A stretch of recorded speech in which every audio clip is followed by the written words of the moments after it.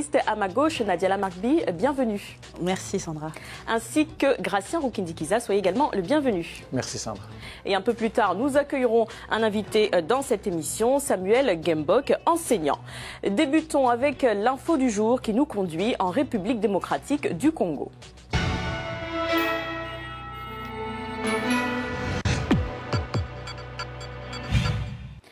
Le président Joseph Kabila apporte son soutien aux forces militaires congolaises. À l'est de la République démocratique du Congo, les populations affichent leur soulagement depuis le départ du M23. Elles soulignent néanmoins les moyens à mettre en place pour stabiliser la région. Thierry Noiran.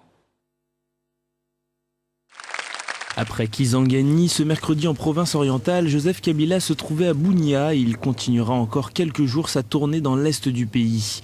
Une action visant à apporter son soutien au combat des forces armées congolaises face au M23. Le président n'a bien sûr pas choisi cette région au hasard. Elle représente à elle seule ce conflit qui a démarré en avril 2012. La situation dans l'Est est restée une situation précaire. La paix n'était qu'à un fil.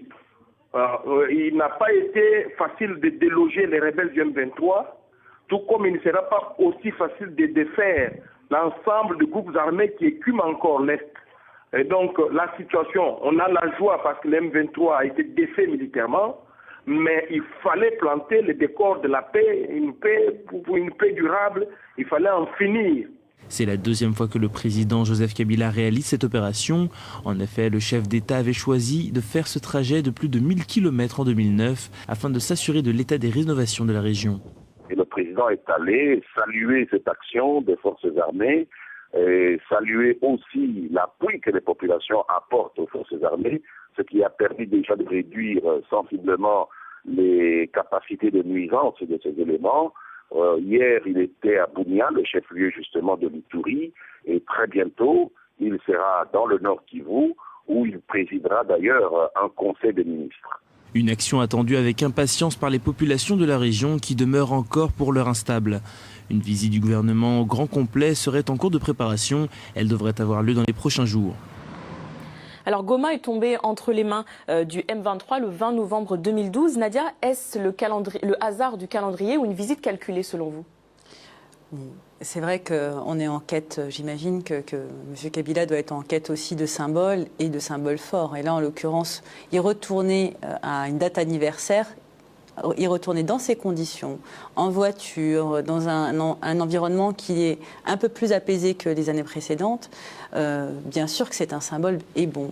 On peut considérer que c'est le fruit du hasard, on peut aussi considérer qu'il n'y a pas que des hasards dans la vie et que là, en l'occurrence, il a besoin d'envoyer un symbole fort, un symbole de cohésion nationale, un symbole aussi de, comment on appelle ça, de réappropriation du territoire et de présence de l'autorité de l'État sur l'ensemble du territoire. Et là, c'était l'occasion rêvée.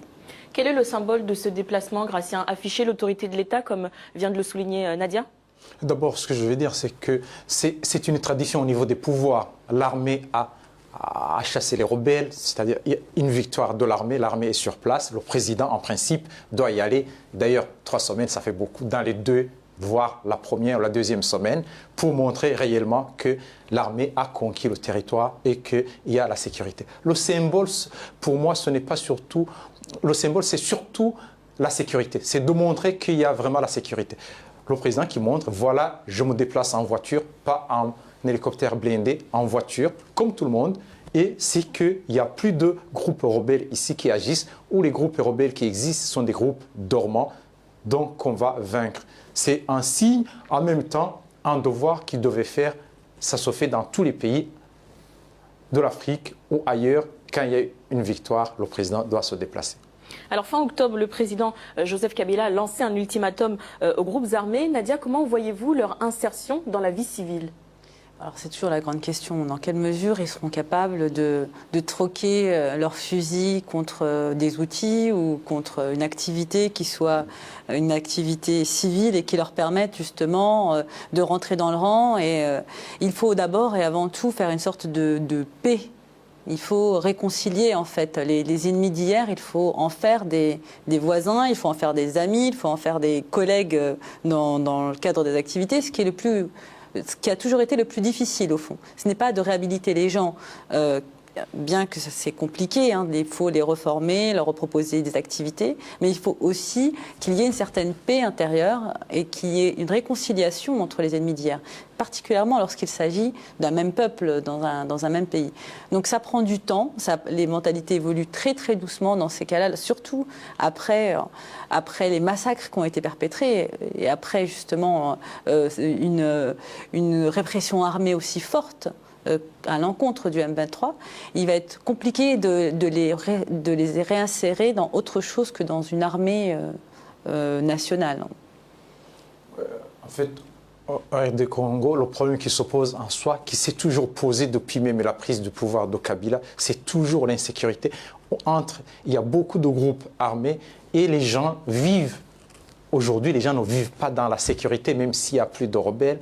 Il faut vraiment qu'il y ait des mécanismes qui rassurent les populations. On sait bien que à l'Est, au Kivu, il y a beaucoup de peuples mélangés. Il y a des peuples qui sont d'origine burundaise, rwandaise, ougandaise, d'autres qui viennent d'ailleurs. Il faut que les gens soient rassurés. Les mécanismes doivent être mis en place, notamment avec la formation d'une police qui est mixte, mélangée avec tous ces gens. Non pas une police qui vient d'ailleurs, qui peut faire peur, c'est surtout vraiment rassurer la population pour qu'il n'y ait pas d'autres rébellions. Mais tant que la population ne sera pas rassurée, il y aura l'insécurité, il y aura toujours des mouvements de rébellion. Nadia, vous parliez de paix, et justement un tribunal de paix a été installé par l'État congolais le 18 novembre dernier à Rutshuru. Quel regard portez-vous sur cette nouvelle juridiction et sur sa mission ? Lorsqu'on compare aux expériences précédentes de ce type de tribunal, souvent qu'on appelle justice, paix, réconciliation, c'est souvent autour de ces trois mots-là que se créent ces tribunaux-là. Ils ont un sens, et justement, de l'apaisement. Ils sont là, justement, comme une sorte d'exutoire. Bon, rarement il y a sanction, très très rarement. On l'a bien vu en Afrique du Sud, on l'a bien vu au Maroc lorsque ça a été le cas. Il est très rare que les responsables soient sanctionnés. Là, il reste à savoir si ce tribunal aura les outils de sanctions pour lorsque un coupable sera clairement identifié et lorsqu'il sera reconnu coupable, qu'il puisse être sanctionné ou mis en prison en tout cas. Et comment justement différencier les personnes qui doivent être traduites en justice des autres? Parce que l'État congolais, en tout cas, entend poursuivre en justice certains. Mais là, justement, alors là, pour le coup, l'expérience d'Afrique du Sud et du Maroc sont très intéressantes parce qu'on voit la force du témoignage. En fait, l'idée principale est de faire venir les témoins et de croiser les témoignages. Il faut, si 1500 personnes accusent une personne de les avoir tués, d'avoir massacré leur famille, pas de les avoir tués elles, puisque ça va être un peu compliqué, mais l'accuse d'être un criminel. On peut supposer qu'il y a des fortes chances que cette personne-là ait commis un crime. Donc, sur l'Afrique du Sud et sur le Maroc, il a été à chaque fois... le Maroc, c'est un peu particulier parce qu'on a refusé l'identification. C'est-à-dire que le principe de base du tribunal, c'était de refuser de nommer les gens. Alors, il n'y avait pas d'accusation directe. Mais là, pour ce qui va se faire au Congo, on ne sait pas encore dans quelle mesure il y aura la possibilité de donner des noms, de donner des situations précises. Et c'est pour ça que le témoignage a du sens là. Il faut écouter les témoins et protéger les témoins.